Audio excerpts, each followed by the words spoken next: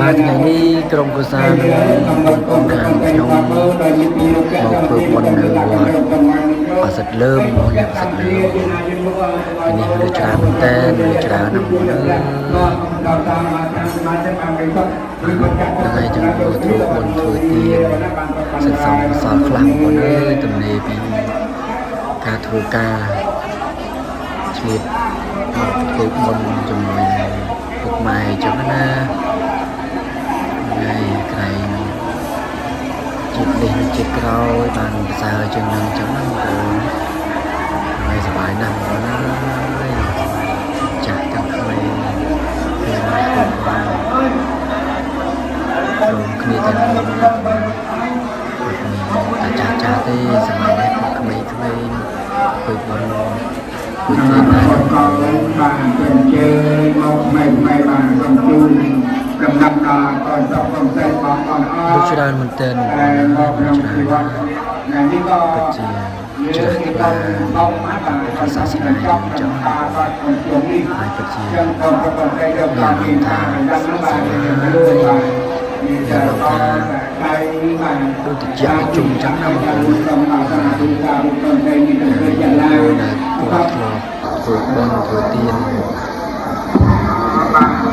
លោកបានបាត់បង់សង្ខារដល់នៅក្នុងបានរៀបចំចំគឺវាក៏បានបានអន្តរាគមរាក៏ចៅរកគឺបានស្រស់ថ្លាស្រស់ស្រាយអញ្ចឹងណាបងបានបានចឹងទៀតឃើញទៅធម្មជាតិដូចជាអារម្មណ៍រំសាយអញ្ចឹងបងប្អូនរំសាយទុកកង្វល់អញ្ចឹងណាបងប្អូនហើយសូមជម្រាបបងប្អូនណាថានេះនៅវត្ត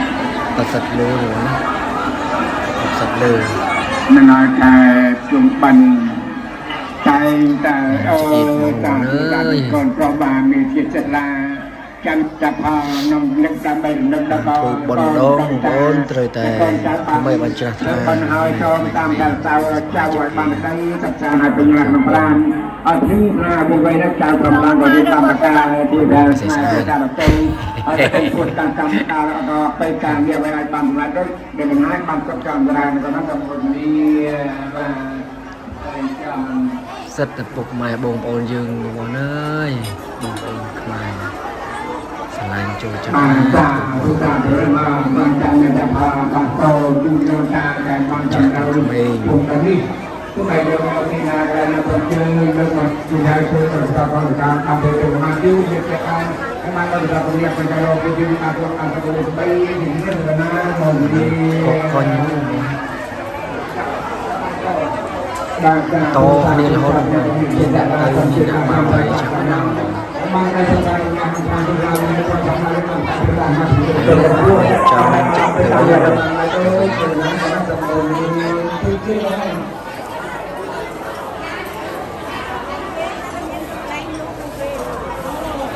นี่มันก็น่าเป็นแต่คนที่